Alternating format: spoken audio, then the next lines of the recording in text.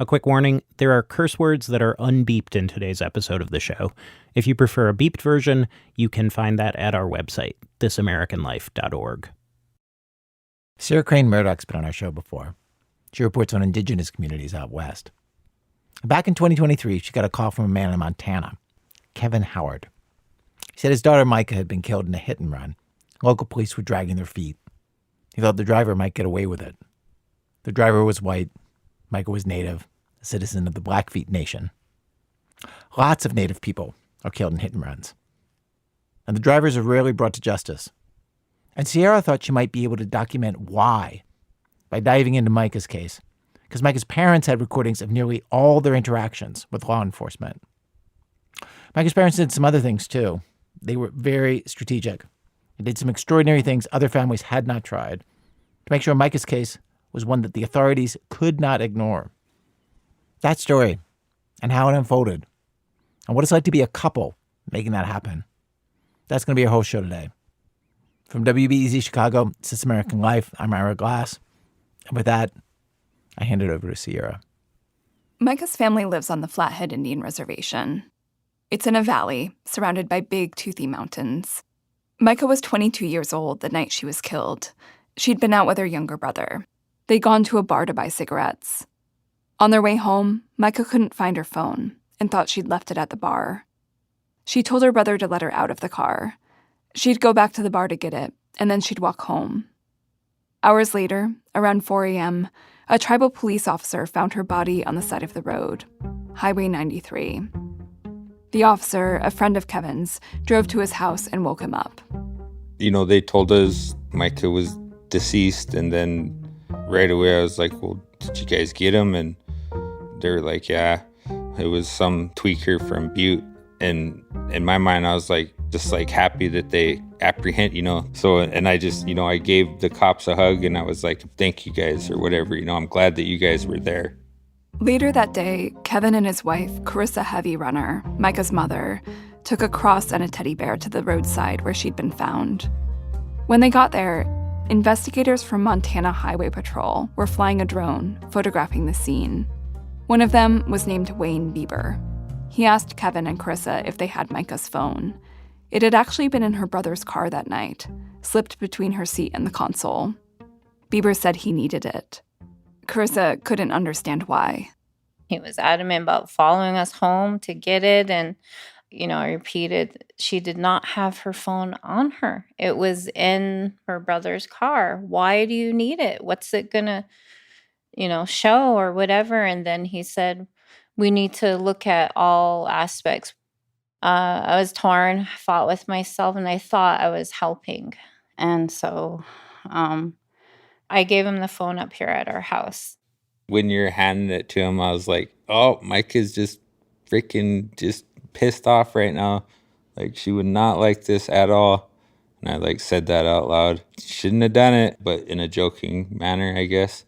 But I really did feel that way. Like, Mike was like, no, don't give it to him. Yeah, will you tell me more about that? Well, if you knew Mika, probably the most stubborn person I know. She would just fight tooth and nail over the dumbest thing to the bitter end.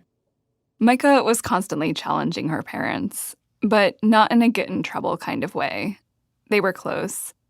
Back when she was a teenager, when she realized marijuana eased her anxiety, instead of lying to them, she crafted a PowerPoint presentation about its medical benefits. She wrote poetry. She was really into philosophy, especially the Tao. Breaking the Habit of Being Yourself was the title of the book she was reading when she died. Also, she was loud. You could hear her, probably even in the garage, just laughing, and her laugh was just so loud. Her sound just echoed. Or if she was mad, just just had to let that energy out, and just things like that she would do. Run into our room, fart, run away, just laughing all the way. She was like that.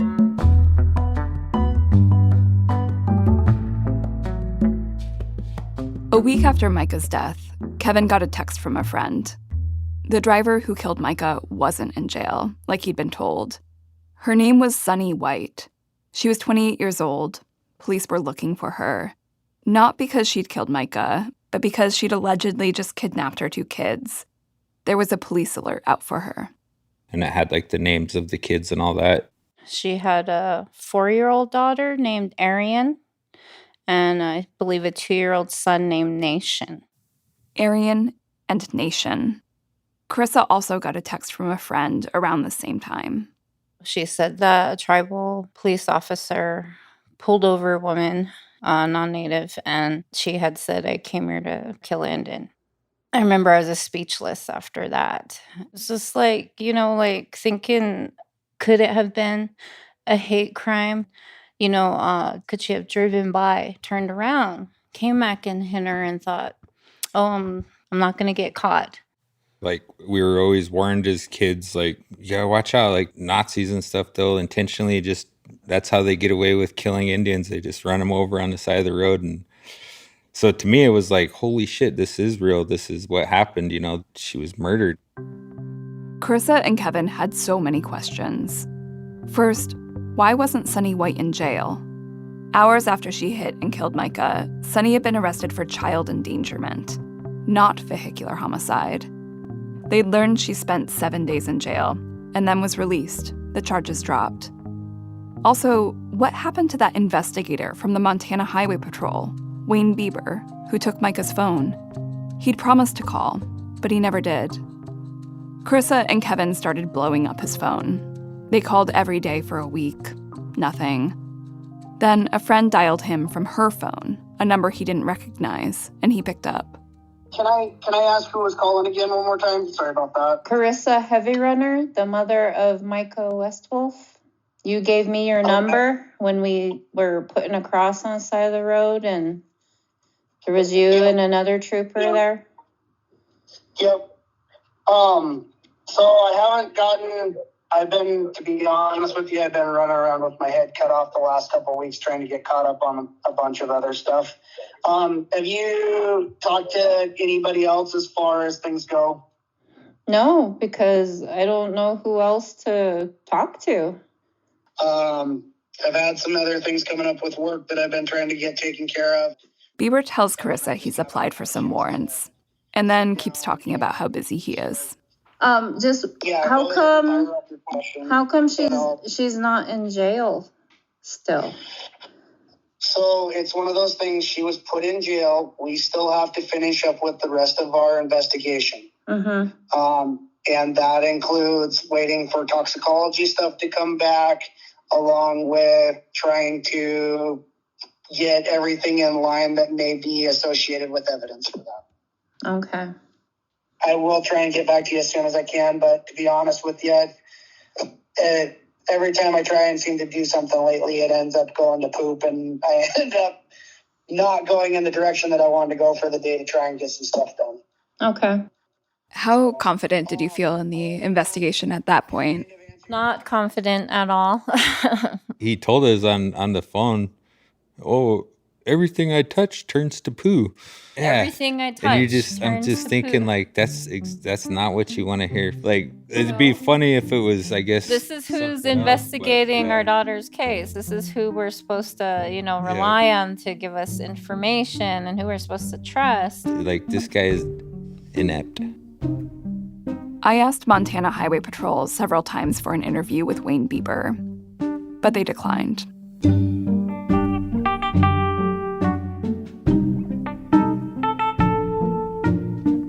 Sierra Crane Murdoch. Coming up, Kevin and Carissa realize that if they want anything to happen in the case, they'll need to take matters into their own hands, which they do. Stay with us.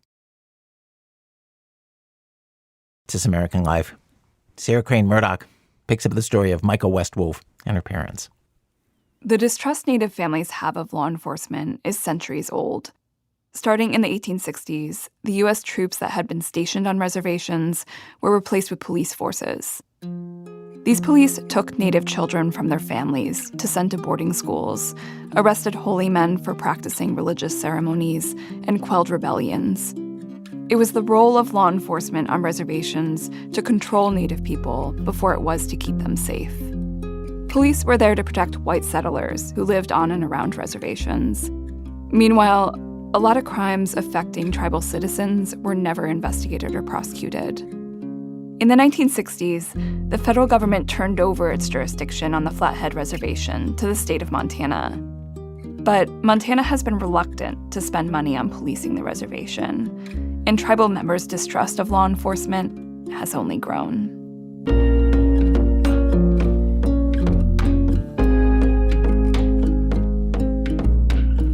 Carissa and Kevin were convinced Bieber wasn't investigating Micah's case, so they tried investigating on their own. They started working with a tribal advocate who helps families of murder victims. Her name is Erica Shelby. She knocked on every door within a few miles of where Micah was killed, looking for surveillance footage and witnesses. One business had a direct view. She connected Carissa and Kevin with a lawyer to make sure the business preserved the footage. Doing stuff the way that he was talking. 3 weeks after Micah's death, Bieber finally visited Kevin and Carissa at their house. They remember him standing awkwardly in the kitchen. Carissa's seated at the kitchen island. Kevin is in a recliner behind her. Erica is there too, taking notes. The meeting feels tense, restrained. They can't get an answer to their main question. Why wasn't Sunny White behind bars? I mean, to be honest, it's just strange that if she was in fact charged, why is she not in jail? We have to look at everything as the totality. So, Montana law, if you are intoxicated, you are not allowed to be on the roadway. You cannot even be on the shoulder. You have to be walking off into the ditch or using a designated walk path. A walk path. He's not talking about Sunny White's intoxication. He's talking about Micah's. This is the first time anyone in law enforcement has mentioned to Kevin and Carissa that Micah might have been drunk.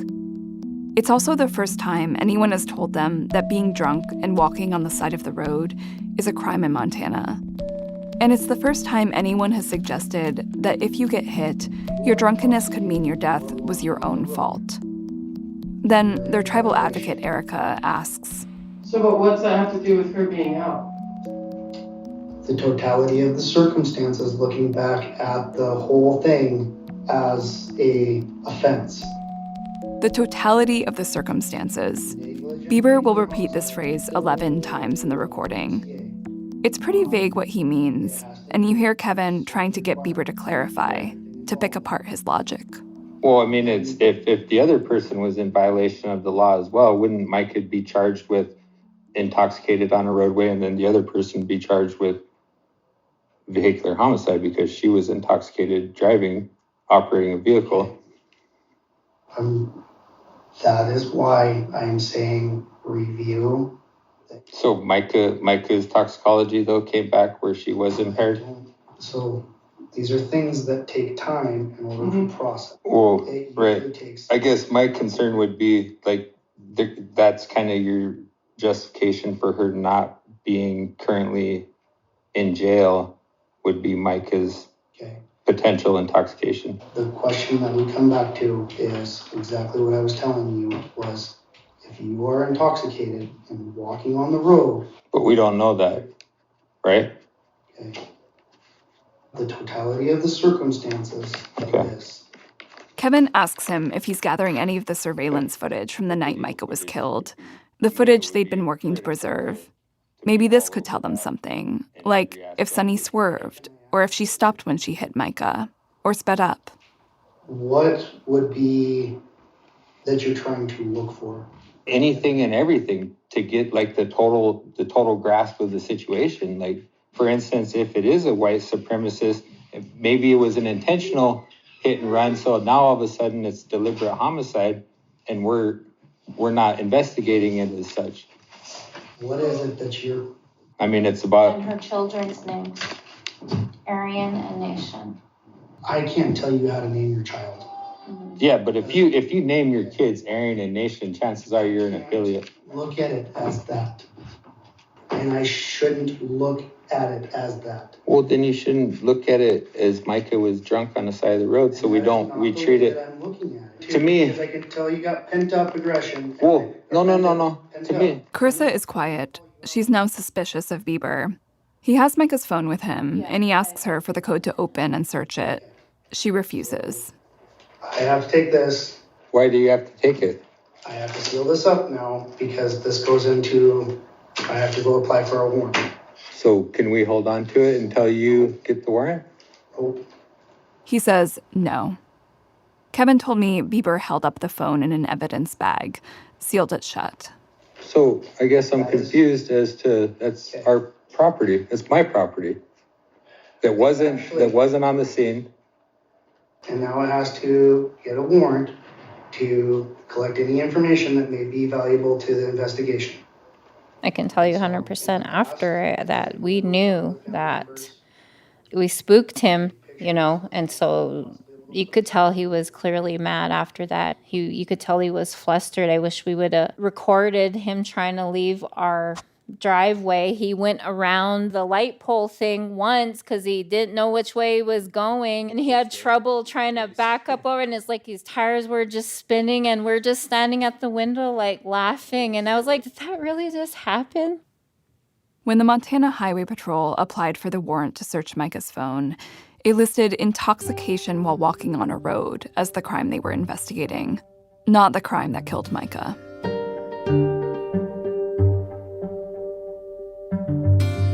Carissa and Kevin have been together for 18 years. Carissa is Native, Blackfeet, and Dene. Kevin is white, but he grew up on the Flathead Reservation. A lot of his family is Salish Kootenai, including his son. They met as single parents when Kevin's son was 3 years old and Micah was 6. They became a tight family unit. Kevin built them a house at the foot of the mountains. Their albums are full of photos of them camping and hunting together. They told me Micah was a good shot, but she always intentionally missed. How has losing Micah impacted your marriage? It's been hard.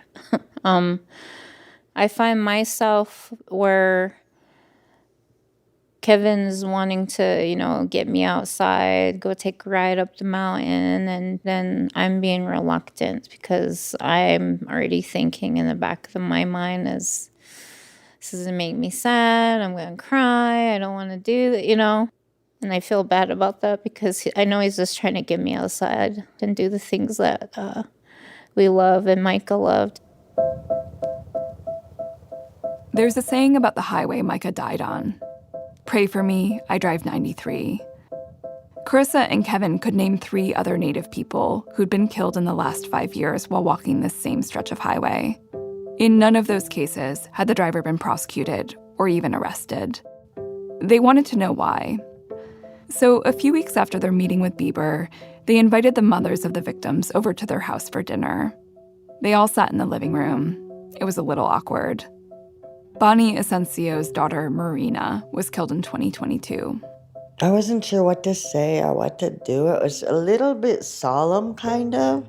And then when I started talking about Bieber calling me, they were just like, oh my gosh. They learned they'd all had the same investigator, Wayne Bieber, and the same county prosecutor, James Lapatka, who Carissa and Kevin hadn't heard from yet. I remember, I was like, what the fuck, serious? We all looked at each other, us, all our friends, and like, oh my gosh, we cannot let them get away with this. Same lead prosecutor, same lead investigator. Marina was Bonnie's second child to die on the road. Her first, Ruby, had been riding with a friend when he crashed their car and killed her. He was intoxicated. He survived.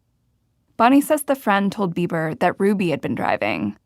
But Bonnie's family didn't believe him. They did their own investigation, found witnesses, including a farmer who said he'd seen the friend in the driver's seat. He went to prison.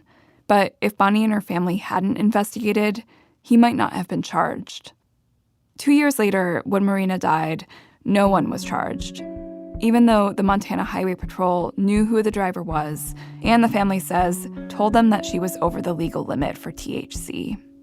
Bonnie met with the county prosecutor, James Lapatka. They told us specifically at that meeting that they could not win a case if they pressed charges, that it just wasn't enough. And he said, I just know, I've done enough of I know that we can't win. And I'm not going to take a case to to court that I can't win. It felt to Bonnie like Lepaka had written her daughter off. She obsessed over the particulars of her daughter's case. She wanted to rent a billboard on the highway and brainstormed messages like, how hard is it to gather evidence? And whose reservation is this? And who is protecting who? But she didn't have money for a billboard. She checked herself into the mental health department at a hospital.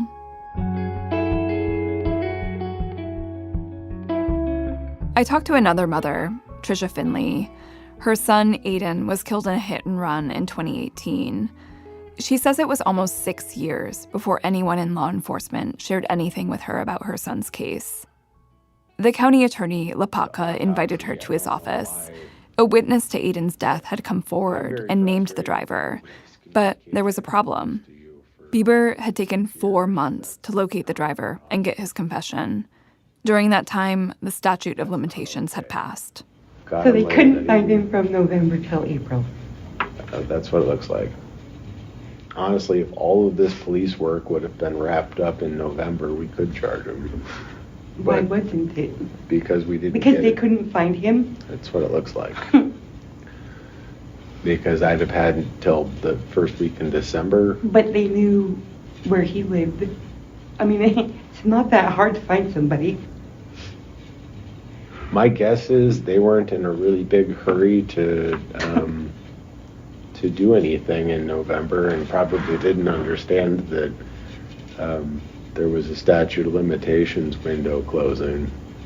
I bet they weren't paying attention to that at all.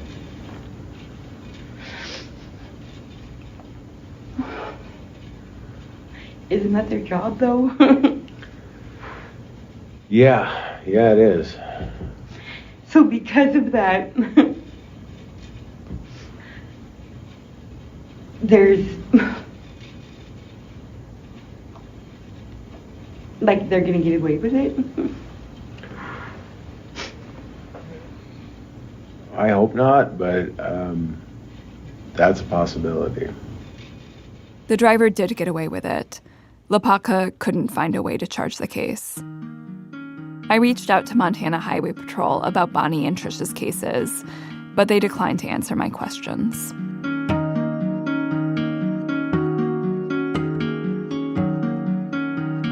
There were 2 harms when Mika was killed. The first when she was hit, the second when she was left on the side of the road to die alone. Nationally, Native pedestrians are 6 times likelier to be killed in a hit and run than white pedestrians. I tried to figure out why.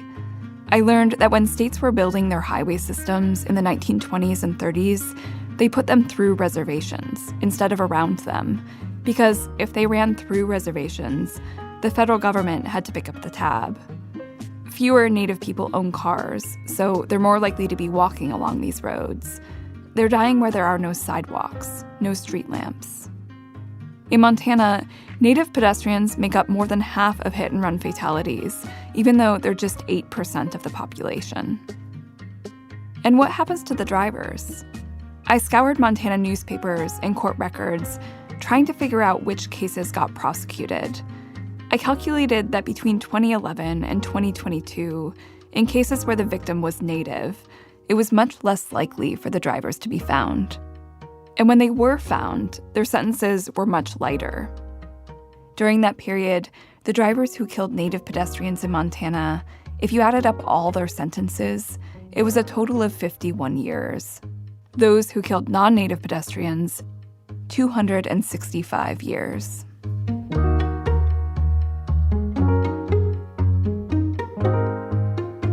Carissa and Kevin feared their case could end the same way that Trisha's and Bonnie's did, with no one charged, even though law enforcement had found the drivers. They had a new goal: get Sonny White arrested. Their strategy was public pressure. They would bring attention to Micah's case and also to Bonnie and Trisha's kids' cases, since police had stopped investigating. That night they met with the mothers at their house, they came up with this idea. They'd do a 4-day walk along Highway 93.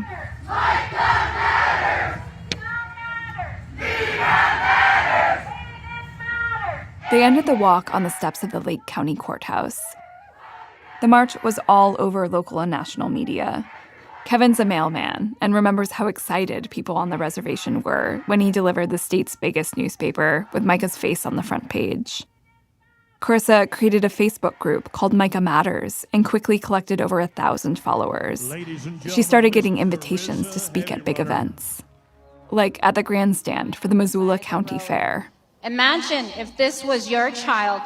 There's this one video that Carissa shared with the media that blew up.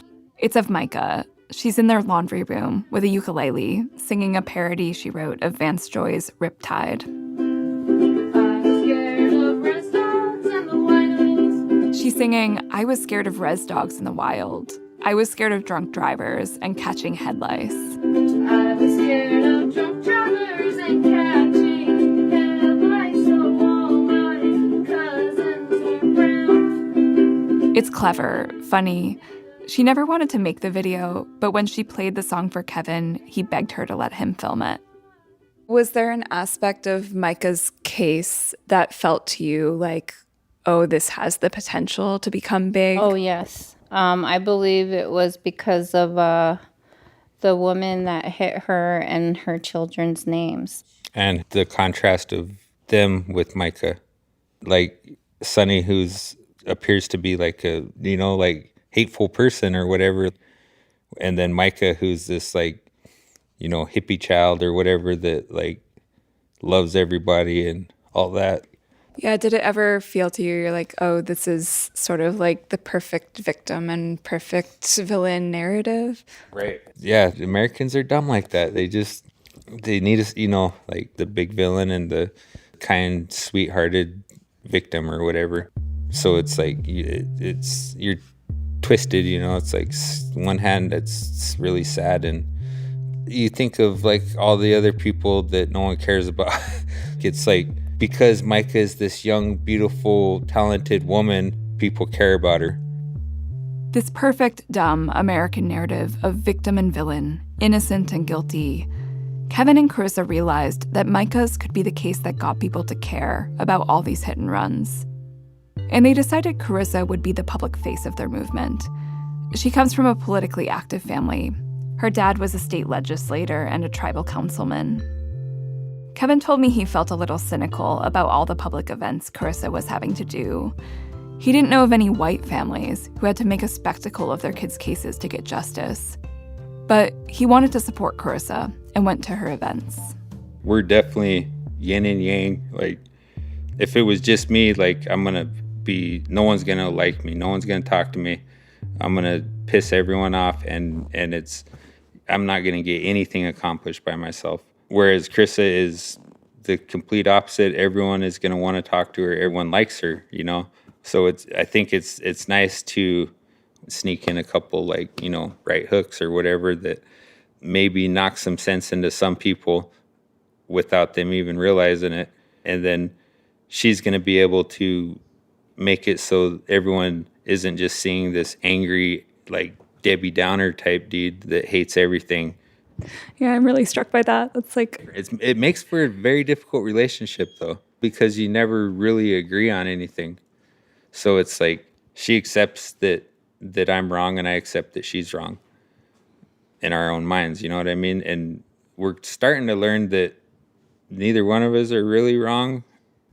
What's going through your head, Carissa? I don't know. I appreciate my husband so much for his truth and his fearlessness, that he's just going to come out and say whatever. That's how we're a good team, is that we are able to cover all sides of it.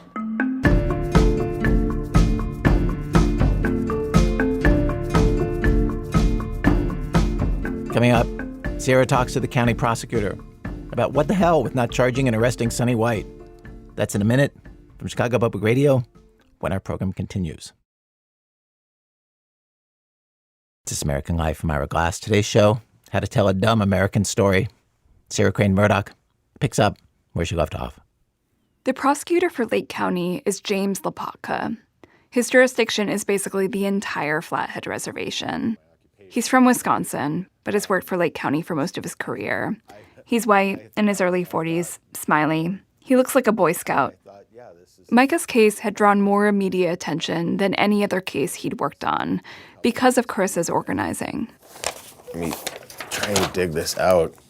100 pages of comments from Facebook, articles from the New York Times.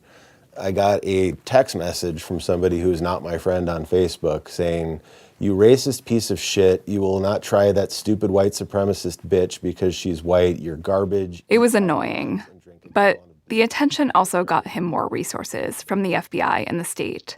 He met with Carissa and Kevin briefly a couple of times in the months after Micah died. I tried to assure them, like, I'm not a white supremacist covering up a homicide for my white supremacist friend. Like, that's not what this is about. And I think I got some of that through to them, but I think that they were also, a little righteously upset that we weren't moving faster. He acknowledged that Montana Highway Patrol had made mistakes that slowed down the investigation. He had to let Sunny White out of jail because investigators hadn't collected enough evidence to charge her. He also needed Sunny's blood test results to prove she had been intoxicated, but orders at the Montana Crime Lab were backed up. He told me he never found anything that proved Sunny hit Micah because she was Native. He couldn't verify the rumor that Sunny had come to the reservation to kill an Indian, so he couldn't charge her with a hate crime. I got the sense that he wanted to do a good job for Micah's family. The first time we met, I was struck by his genuine warmth whenever he talked about Micah. She was a delightful kid. Really? I can tell that just by looking through her phone. What were some of the feelings? Like, do you remember anything in particular that really endeared you to her? She did a lot of videos and a lot of pictures of her, a lot of selfies. But they were rather innocent, kind of like little kid. It made me like Micah a lot more. It was sweet, but also it made me wonder. If he didn't have those photos of Micah, would he like her? Would he have felt as motivated to work on her case? He didn't talk this way about Bonnie and Trisha's kids, Maureen and Aiden. He called what happened to them tragic. But he also said he didn't think a jury would have much sympathy for them. He said they made choices that put themselves at risk. Highway Patrol concluded that Aiden was lying in the road when he was hit. He'd sent text messages to friends suggesting he was suicidal. And someone reported Marina stumbling intoxicated just before she was killed. Lepaka told me he didn't see any way he could win at trial in either case. But his explanations left out some key details, like the fact that the driver who killed Marina was intoxicated too, or that in Aiden's evidence file, the coroner said that Aiden's injuries indicated that he'd been standing when he got hit, not lying down. All of this was the sort of reasoning that caused so much agony for Trisha and Bonnie. The feeling that law enforcement assumed their kids were responsible for their own deaths.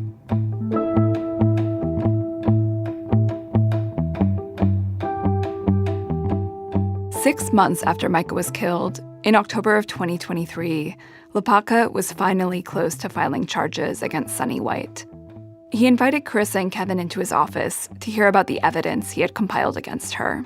I was kind of excited. I'm like, hey guys, look, we did it. Look, I have all the stuff.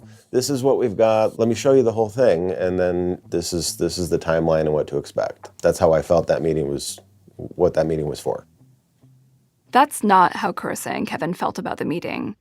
One of the pieces of evidence he showed them was body cam footage from the day Micah was killed, just hours after Sunny hit her.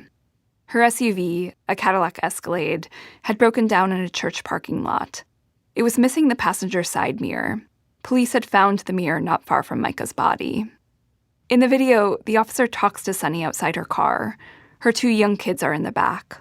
And she's like totally just like manipulating the shit out of the sheriff or deputy. Like she's crying and, oh my gosh, I don't know what's happening. And that sheriff's like, oh, it's okay, letting her smoke cigarettes. Like she's not contained. I'm thinking like if not this was a Native woman, she would be stuffed and cuffed like immediately.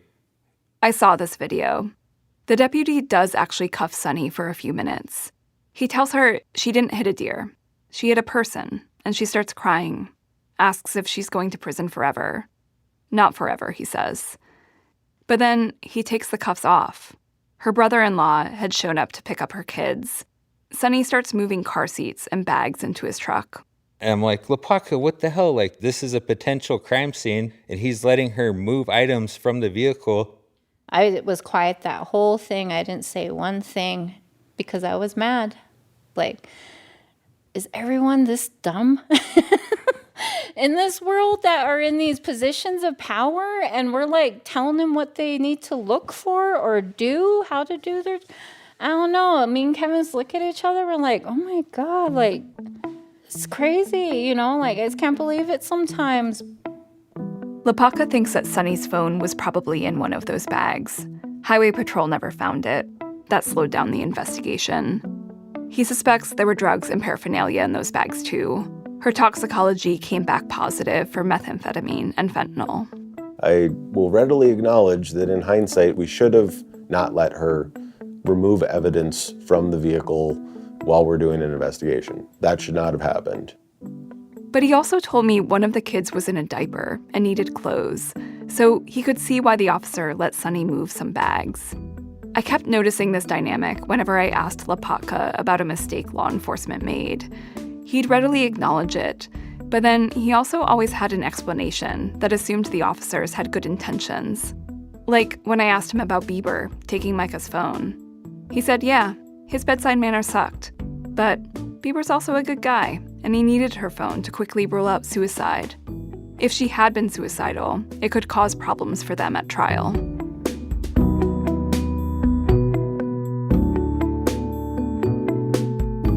Montana Highway Patrol finally arrested Sonny White just a few days after Lepaka showed Carissa and Kevin the body cam footage. She was charged with negligent vehicular homicide, leaving the scene, drug possession, and child endangerment. Lepaka called Carissa to tell her the news.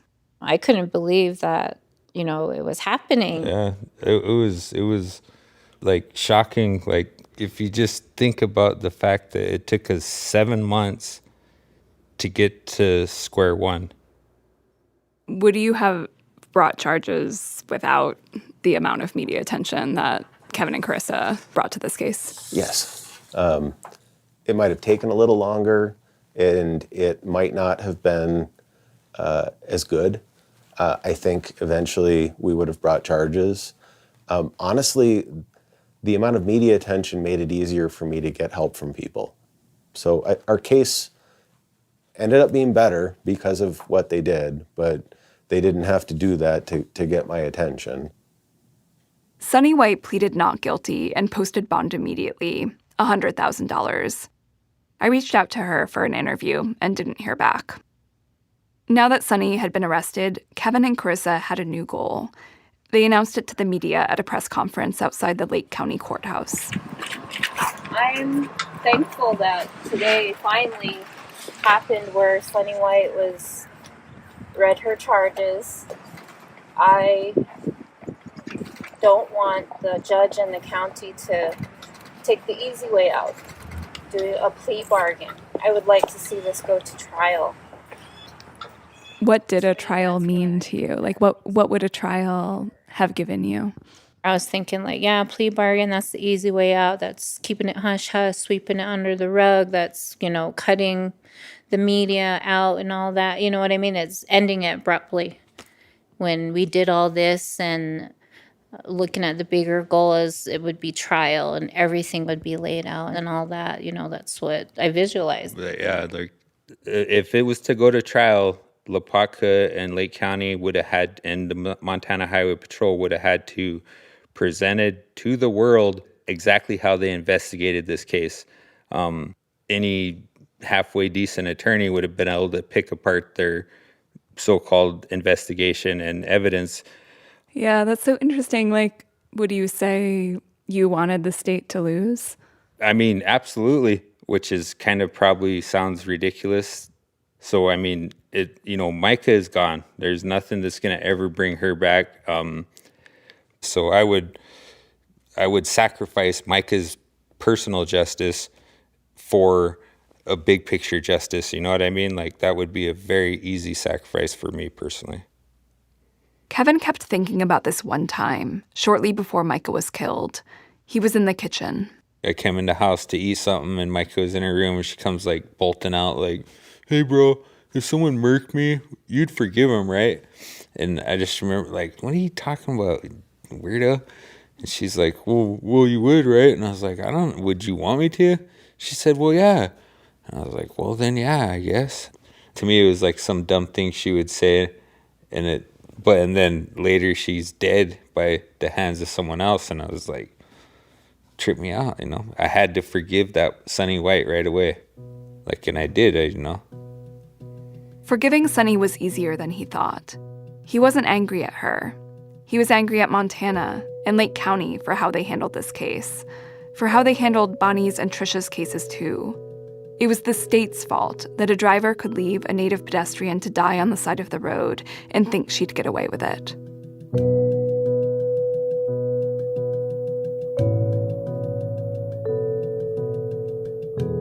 A trial date was set for December 2024. Lepaka invited Carissa and Kevin to his office for another meeting. He had some good news. The case had become so high profile that the Montana Attorney General's office sent in one of its best trial attorneys, Thorin Geist. And he'd gotten Micah's blood alcohol content excluded from trial. This was a big win for Carissa and Kevin. Micah had been over the legal limit for walking on the road. But within a couple of minutes, the real point of this meeting became clear.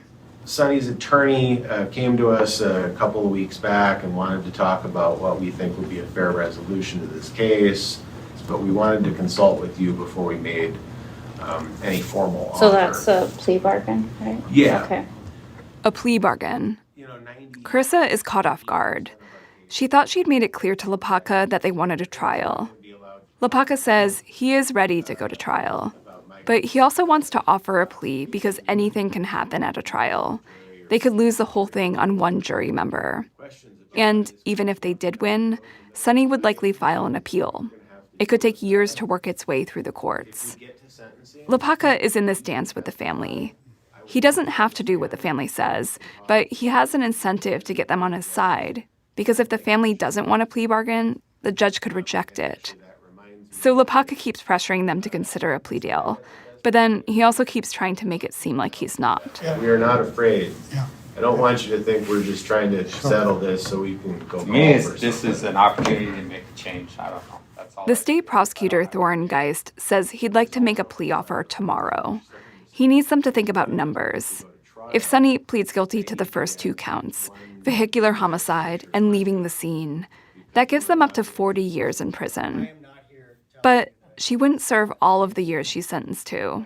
They'd have to offer to suspend some of that time. The question then becomes this: what does justice look like to this family? To me, the whole point of this trial would be to discourage future freaking homicides. And so my concern is and I know that Micah would feel the same way, is these other Aryan nations, we've had an influx of these groups moving here recently. They need to see these hard numbers. So there's got to be 40 years is oh shit, that's my life. My life is essentially done. So what do you think is appropriate? 40 years. 40 straight. Kevin told me his strategy at this point was to offer Sunny an unrealistic deal. So trial would be her only option. Lepaka turns to Carissa.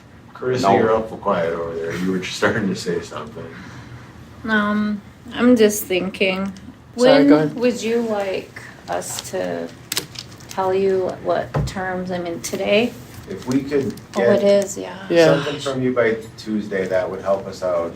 And a as lot. sooner we'll Yeah. we'll get a hold of you. Up until this meeting, Kevin and Carissa had presented a united front, even when they disagreed.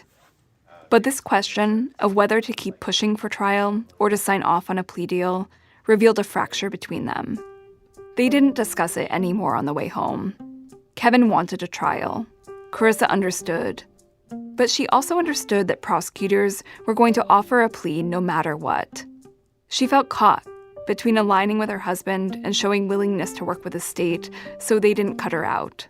She didn't want to lose what little control she had. So when Lepaka called her a few days later to ask for a number, she told him 40 years with 20 suspended. I tried calling Kevin after to see how he felt. He didn't pick up. Instead, I got a call from Carissa. She sounded worried that I'd heard they had a disagreement.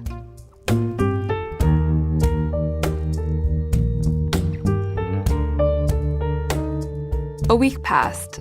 Sunny still hadn't accepted the plea deal, which was about to expire. Carissa and Kevin headed to court.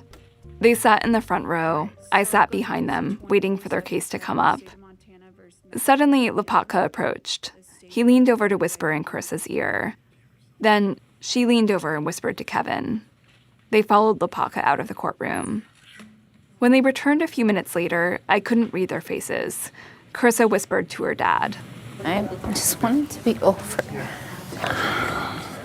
The judge called up their case. Okay, so now we'll go to DC 23-344, State of Montana versus Sunny Catherine White. The courtroom door opened again, and Sunny walked in. I have just been handed a plea agreement. Is that correct? Yes, Judge. That is correct, Your Honor, and Okay. I'm sorry for our tardiness. Oh, it's okay. All right, so... I noticed that Sunny had a new tattoo on her forehead, over her right brow. It said Aryan in blue cursive. So, Ms. White, with your rights in mind, are you ready to enter into a plea based on the plea agreement? Yes. As to counts 1 and 2, how do you plead? Guilty, Your Honor. Sunny's defense attorney read the facts she was pleading guilty to. Sunny is to count 1. On or about March 31st of 2023, did you negligently cause the death of Mika Westwolf while operating a motor vehicle while under the influence of drugs in Lake County, Montana? Yes. And you did not render aid or remain at the scene?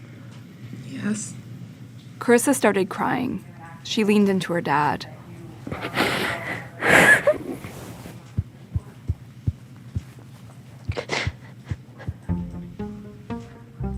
Carissa and Kevin didn't get a trial.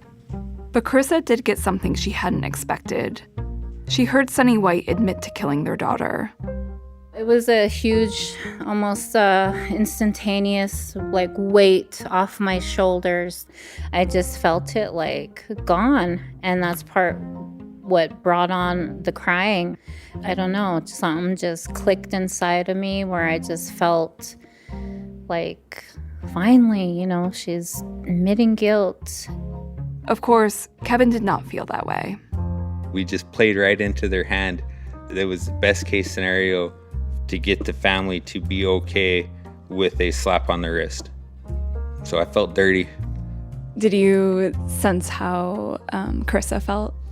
I did feel her relief. I think that she was really trying to ignore my vibe, and I totally understand, she deserves all the credit, and she's taken on the weight of this way more than I have.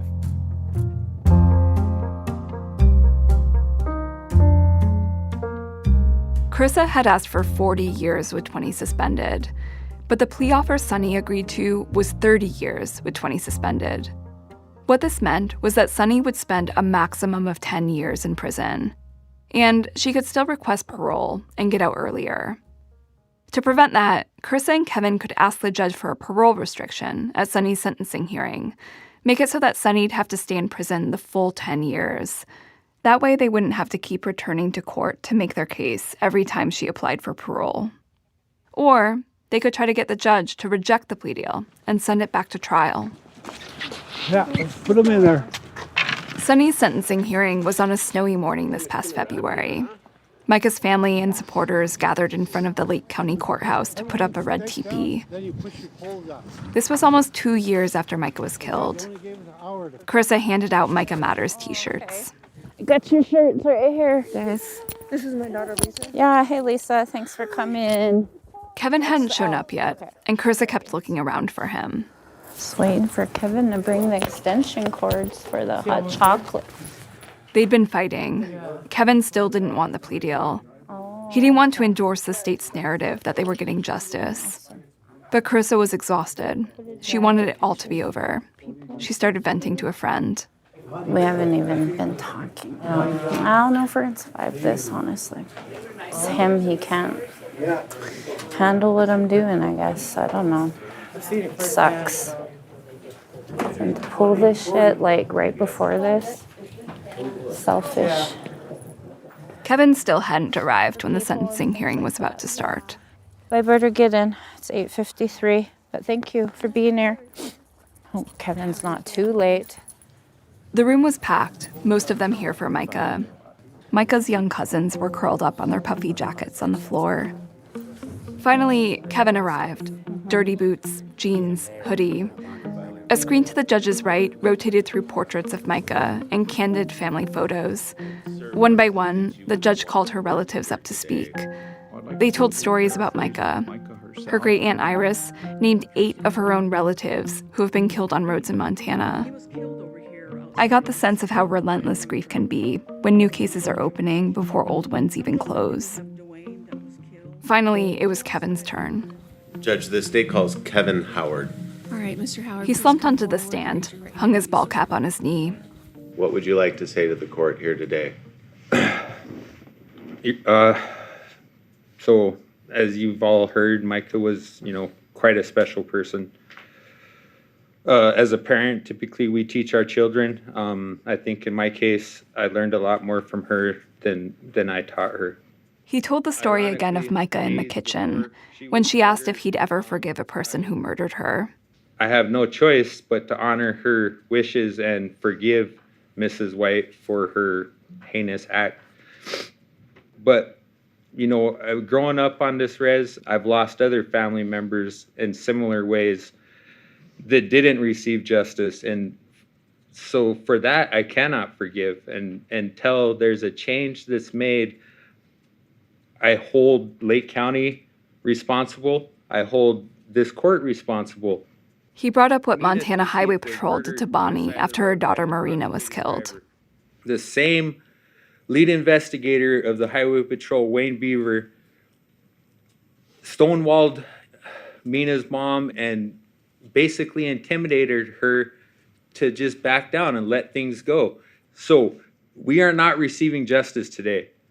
Even though we're all here thinking we are, you guys are pacifying us in an effort to continue about your discriminatory practices. She will be granted parole. She's a white lady with 2 young children. Why wouldn't she? That's the way the system works. All right. Well, you don't. I know everything that you're saying is completely valid. I totally understand where you're coming from, but you don't know what this court is going to sentence her to yet. Thank you, Your Honor. And I hope that it's not the plea deal. I hope that we go to trial and we see exactly how this investigation took place, how we as a family were forced to investigate our own daughter's death. What kind of nonsense is that? You guys need to do better. I mean, how many families do you know personally, James, that have not received justice? He means James Lapaka, the county prosecutor. Sorry, he can't answer you. I'm done. Yeah, thank you, Your Honor. And you don't agree with the plea agreement? Absolutely not. You would have wanted this to go to trial. Absolutely, and not to just to expose the treatment that you went through. Inadequate investigation.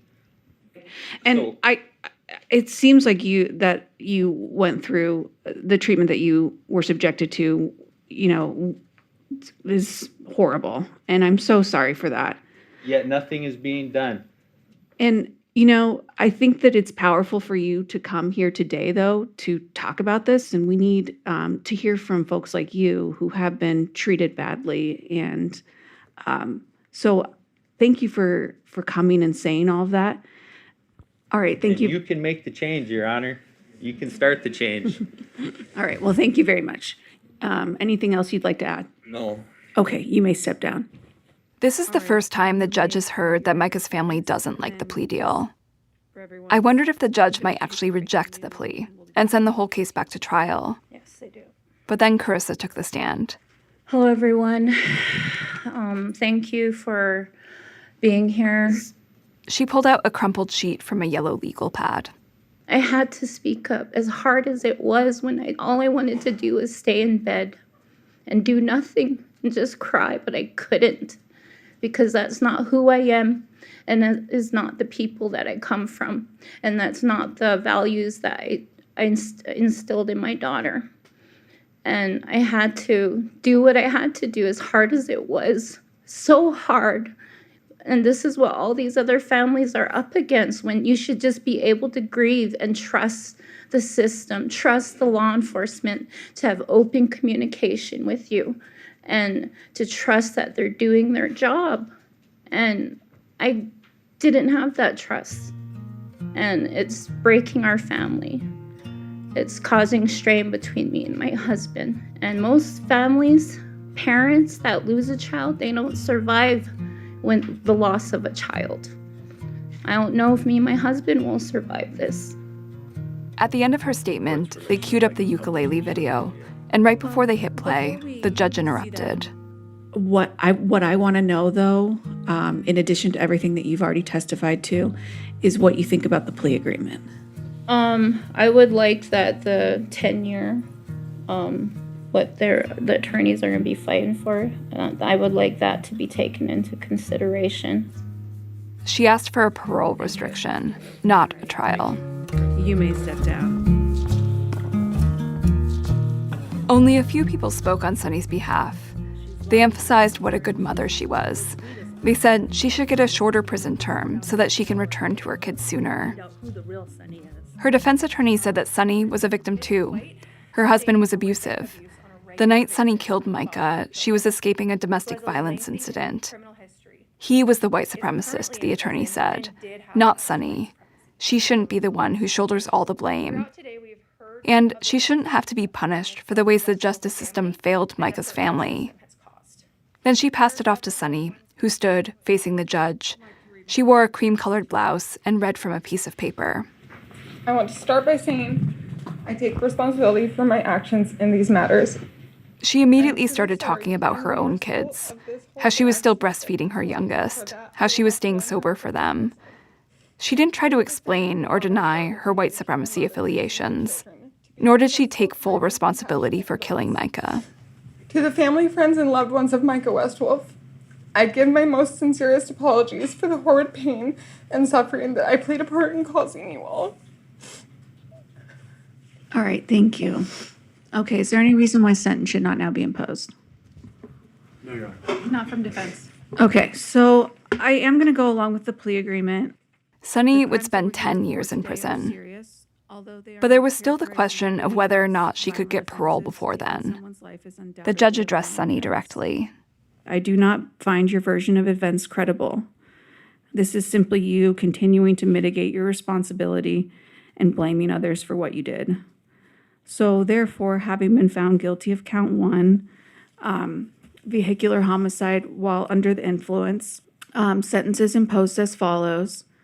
The defendant shall be committed to the Montana State Prison for 25 years with 15 of those years suspended. On the following conditions, the defendant shall be ineligible for parole for a period of 10 years. Ineligible for parole. They had won. Carissa reached for Kevin's hand, leaned into him. They stayed seated as their relatives huddled around to embrace them. You are remanded to the custody of the Lake County Sheriff for transportation to the Montana State Prison. All right, anything further? All right, thank you. We are adjourned for the day. Sunny was handcuffed and led out the door. Carissa finally stood and gave Lopatka a long hug. People streamed out around them, glassy-eyed. Some supporters from the overflow room rushed Kevin. They said he should run for office. He seemed lighter than I'd ever seen him, and surprised by the judge's ruling. In a sense, justice prevailed, you know. It's the best we can hope for. You know? Outside, at the Red Teepee, there was hot chocolate. Anybody got a mug? Anyone? Carissa gave another speech, then checked in with all the television reporters. Those that gave testimony, we did what we came here to do today. Thank you so much.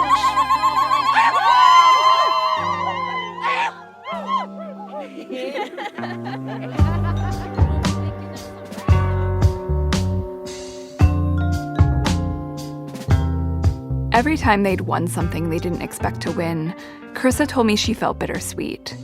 She pushed so hard to show other families that they deserved justice. And now here she was, getting what other families didn't get.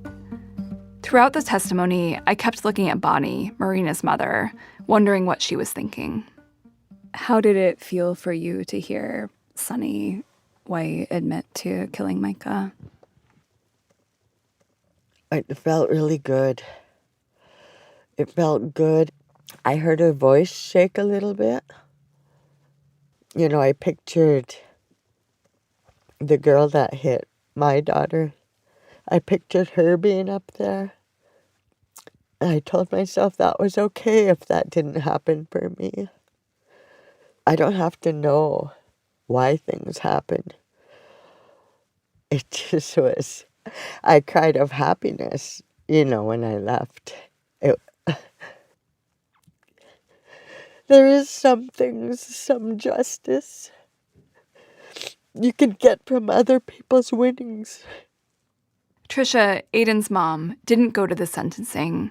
She's the one Lepaka told he couldn't file charges because the statute of limitations had passed. I wanted to go. Carissa asked me to go. And then my stomach just, it was probably anxiety or, stress. I asked Trisha how she felt about the outcome. Mixed emotions, happy, mad. And mad because? Because, why can't it be you? Why can't it be you? That's Trisha's mom, Georgie. They were sitting next to each other on the couch. Yeah, I'm sorry. No, it's okay. Georgie went to the sentencing hearing instead of Trisha. It gives me hope that Aiden's going to be next, that there will be some justice. I mean, that's cool. I mean, I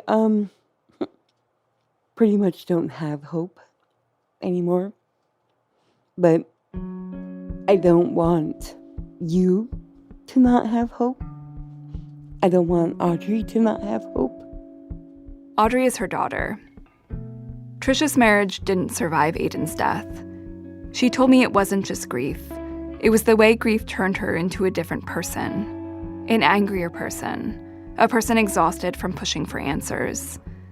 This is how grief affected all of the other parents I met, which makes what Carissa and Kevin did feel even more extraordinary. But it cost them too. A week after sentencing, I got a text from Carissa.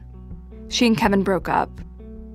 When I talked to her, she wasn't sure what was going to happen between them. She said they were working on it. For the anniversary of Micah's death last month, Carissa told Kevin she wanted to spend the day in the mountains. Just them and their son, as a family.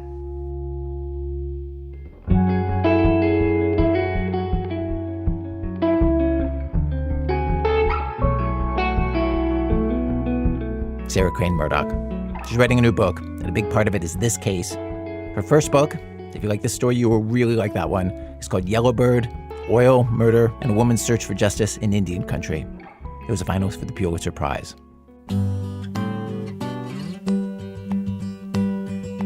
Blackbird singing in the dead of night. Take these broken wings and learn to fly.